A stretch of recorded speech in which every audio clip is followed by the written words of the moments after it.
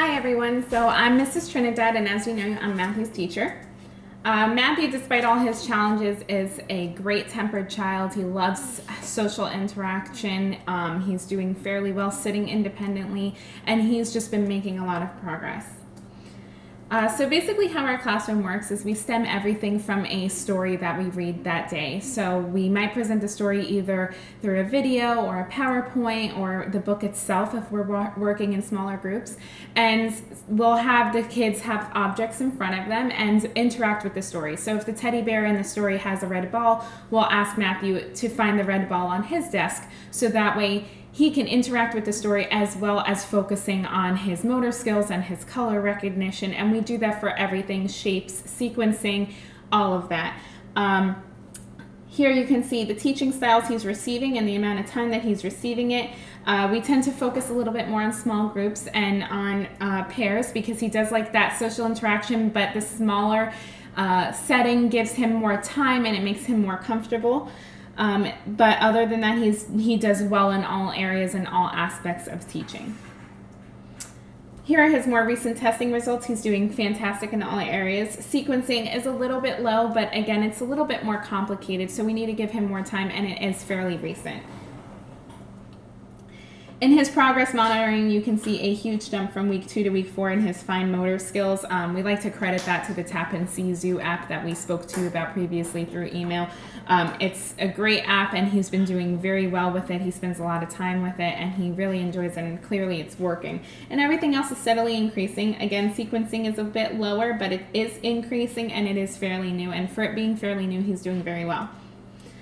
So you can keep up with all this progress monitoring at home. You don't need to wait for an IEP meeting. His iPad is actually linked to the parent portal for the school website, so you can see what apps he's using, what they focus on, how long he's on there for, and how he's doing. So if there's an app, because I know you guys have an iPad at home, if there's an app that you think works well for him and you want to try it at home, go ahead and download it, and you can find that information on there.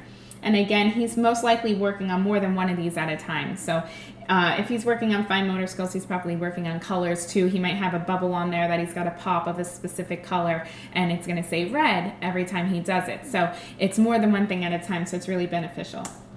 More recently, we've begun using audiobooks, especially on days where his cortical blindness seems to be an issue more so.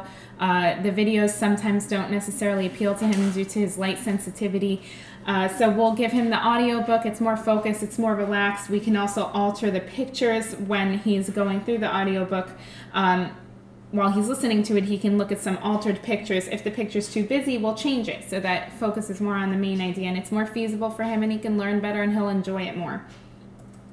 The iPad, like we've talked about, we encourage it a lot. It's a universal device, so you don't need to have experience with it as an alternative communication device in order to understand how to interact with him on there. So that's one of the great things about it.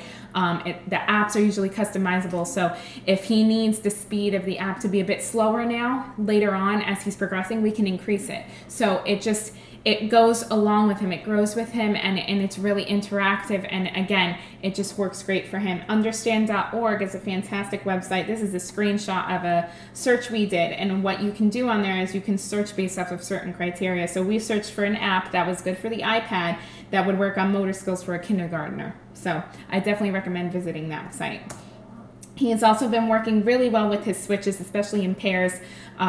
What we try to do, especially with colors, we can change the face plates or offer him several Big Macs at once and ask him to touch the red one or the green one, and that has him interacting. He can do that in pairs, or we can, if we're asking questions, yes or no questions, we can have one that has a big green check mark and one that has an X for yes or no.